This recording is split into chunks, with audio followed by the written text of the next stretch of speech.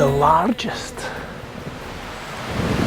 oldest and most interesting monuments in the Scottish borders in the south of Scotland are not man-made. They're alive and they're known as yew trees. Today I want to investigate why they're so interesting and find some of the most special examples. Most of you will probably recognise the yew tree because it occupies a site in almost every church and every graveyard in Scotland.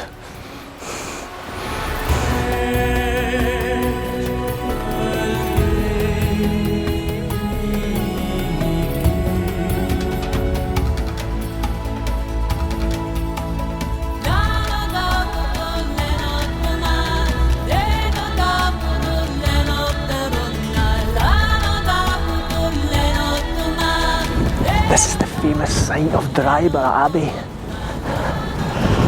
The grounds are awash with yew trees everywhere. But apparently there is one which was here before all the rest and is almost 1,000 years old.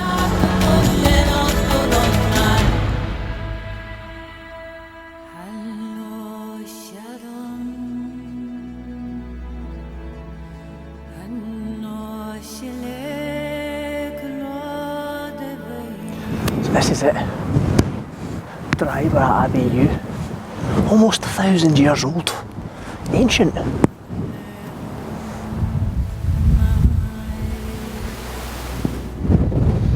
But I can tell you that at 1,000 years old here, the Dryborough Abbey yew is nothing out of the ordinary.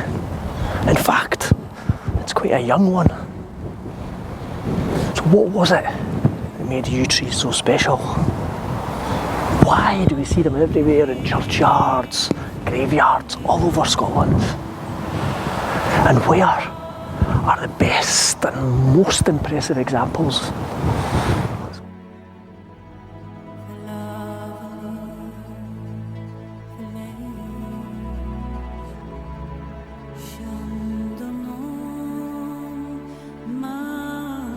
I think a big difference between the yews here at Dryborough Abbey and some other sites in Scotland is that the monks are clearly recorded as planting the yews here on the Abbey site, whereas in some places the yews were there long before the churches, and the churches were actually built there because the yews were there in the first place. So the first famous yew tree that I'm looking for is in a small village called Ormiston in East Lothian. And I think this could be it here, but it just kind of looks like a bush.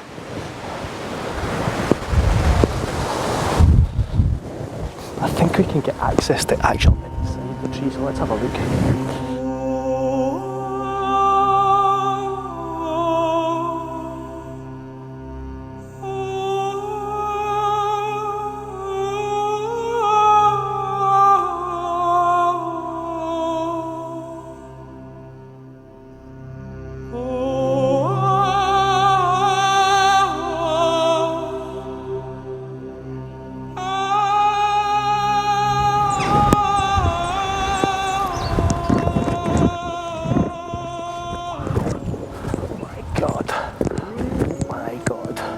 This is one tree.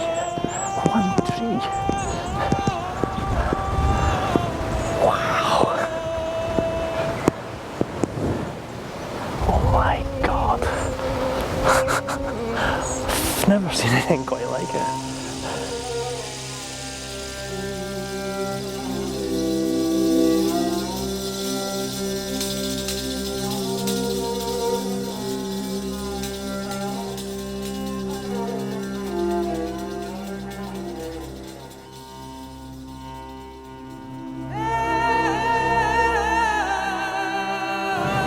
Now this thing is at very least, 1,500 years old. Imagine what this has all seen. I think it's older than that. It's absolutely vast.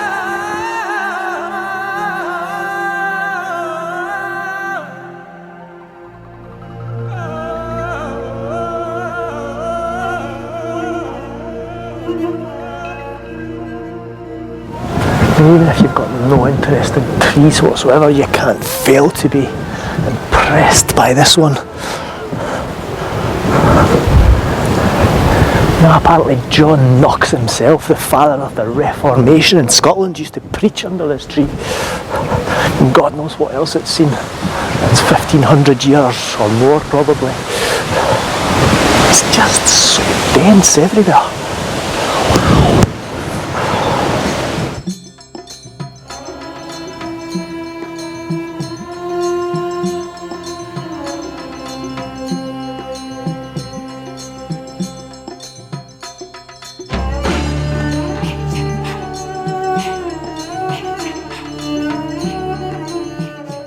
Definitely feel the electricity humming about me off this tree. It's alive, so alive.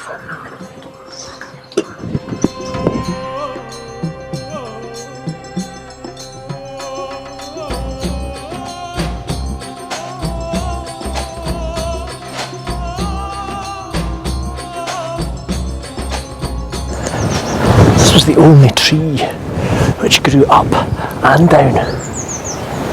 It was eternal. But it had other properties as well which made the ancients worship it. First, that wood. The wood is extremely strong and was extremely useful for things like bows and arrows. But some of its other properties are a bit more disturbing.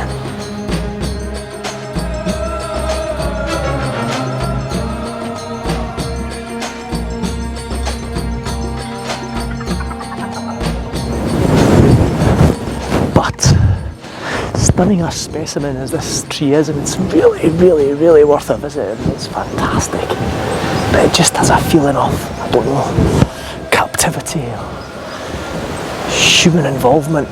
It feels a little bit manicured in places. What I'm looking for is a yew, and it's in completely natural state.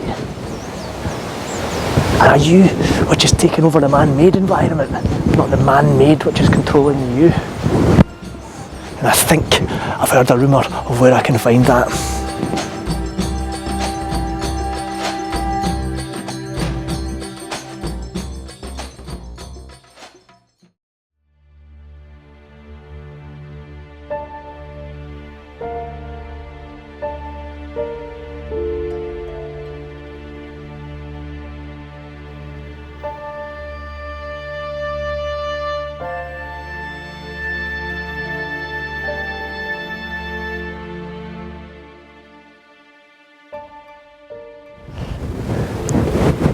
This is Minto Parish Church, built in the 1850s, and all around the churchyard are these fantastic yew trees, probably about 200 years old.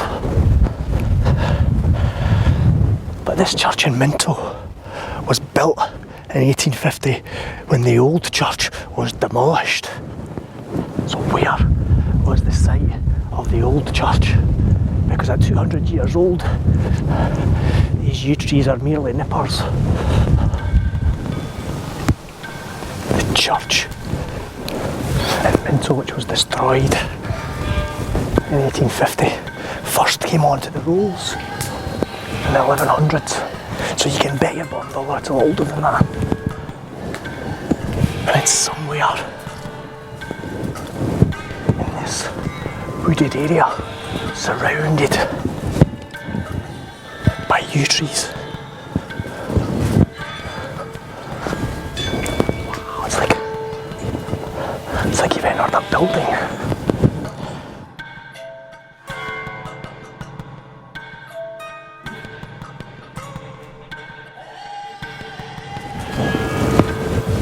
So we've kind of established that these yews were held in high regard by the ancients because they lived for so long. They were so big, they were evergreen, and they were so strong.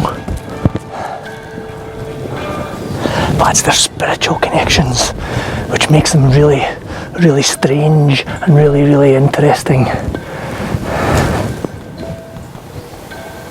You see, the Druids believed that the yews had spiritual properties for taking the dead and transporting them back to the other world. The yews were almost like a portal.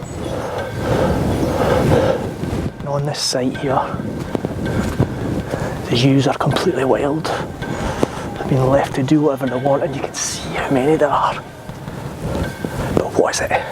What is it that's at the centre of this complex? It's almost like a clearing in the centre here, and this big tree at the end kind of feels like the most important one for some reason. Let's have a look.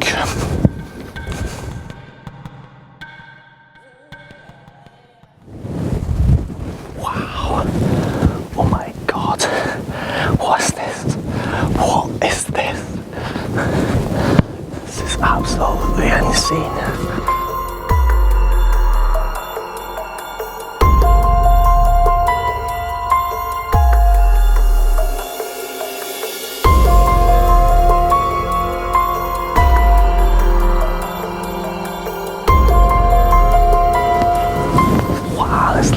Here are some of the most strangest and vivid designs I've ever seen on the gravestones, and there's so many in such a small area.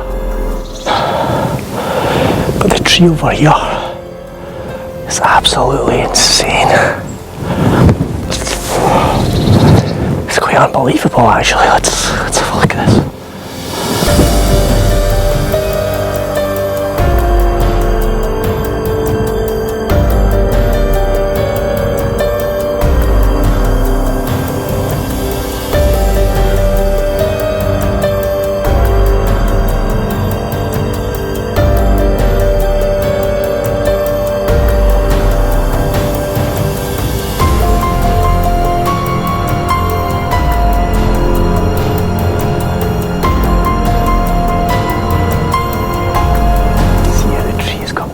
Swallowing up all the graves.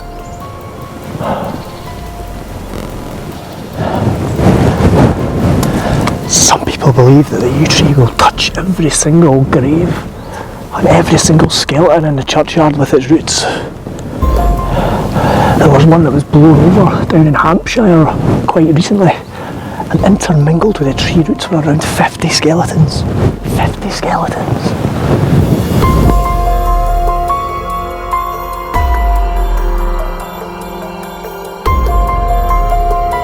As well as being a portal between this life and the other life, the trees are also seen as a tree of death because they're extremely poisonous. The needles, the seeds of the berries, even the bark is poisonous. And the bark is known to emit a hallucinogenic resin. Wonder how old this one really is.